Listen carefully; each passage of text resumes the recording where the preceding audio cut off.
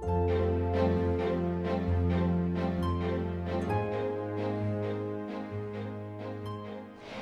everyone and welcome back. My name is Zsuzsana. I'm with Flowers by Zsuzsana in Hillsboro, Oregon.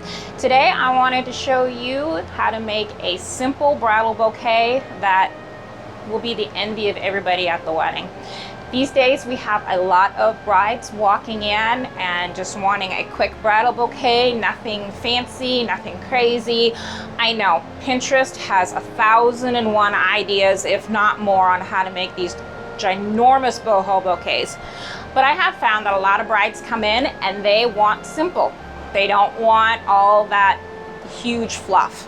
So I went ahead today and I already started out with a green armature using mixed greens. Today we're also going to be using 2 flowers. We're going to be using these gorgeous David Austin roses.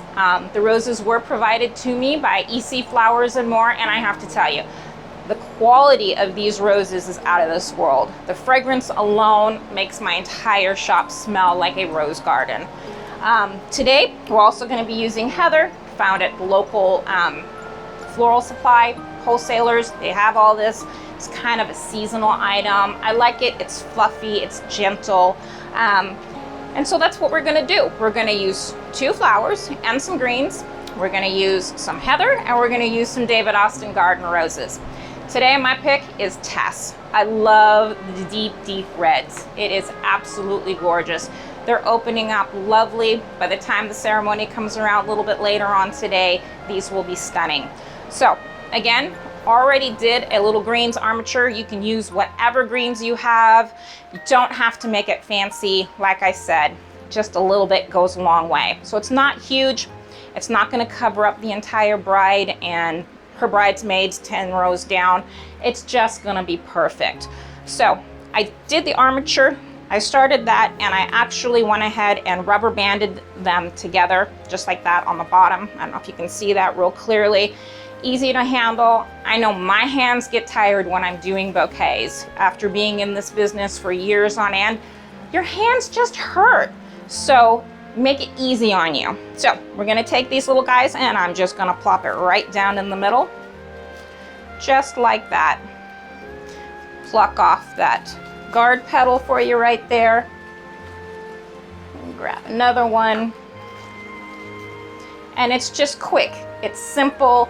Shouldn't have to sit there and think about this really very much at all. It's just a little bit of placement. I'm going to go ahead and take this test tag off. I don't think the bride wants that. Come on, off you go. Okay, so here we go. I'm going to put another one right there. And I'm doing it in an angle where I'm putting it through the armature and then I'm turning it towards me so that I can see what I'm doing. I'm lifting out the center a little bit. I want the spacing to be nice and even. I'm gonna go ahead and take another one of these guys and place it again in at an angle over here in between the other stems. Where do I really want this to go? Okay, just like that. Again, I'm gonna turn it. I'm just kind of putting it in between the greens. You can already see how beautiful and simple these roses are, but they lend so much complexity with the petal count that's in there. Let's go ahead and put that one in there. Nice and simple.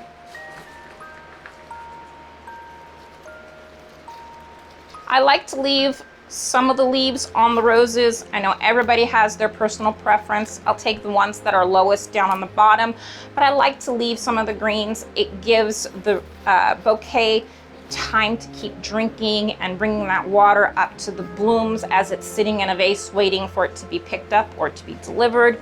And it also gives some more fullness to the greens. You don't have to do any extra greening. So again, we're just going to take it, we're going to turn it just like that. Here we go. Here's another beautiful open test for you right here.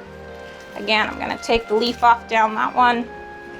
Take it, put it in on an angle so we have a nice round and symmetrical bouquet. It is, to me, just beautiful with just simplicity and a couple of ingredients. Let's see. Do I want to put another one in here? Maybe I'll go ahead and slide another one in there.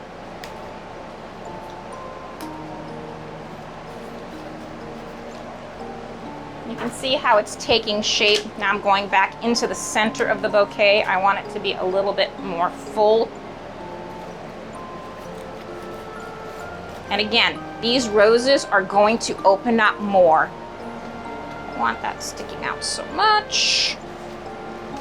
There we go. And we're gonna put one more in the center. Take that leaf off. Okay, so we have, we're going to use all 12 of these tests.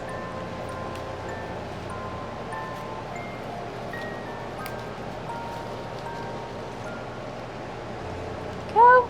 I'm going to give it a turn. And the last beauty is going to go in right over here. Got a little hole right here. Perfect place for it to go. Tuck it in, pull it up just a little bit. Got it going on right there. Look at that. Gorgeous. Take some of my eucalyptus here, add a little more greens, maybe to the outside. Brides still do like a lot of eucalyptus. A lot of them ask for it specifically, because they like the smell. This bouquet smells heavenly right now. And then I'm just gonna take a little bit of this heather and plop it in around the edge, just to give it a little bit of softness. I don't want a whole lot, I just want a little bit of softness.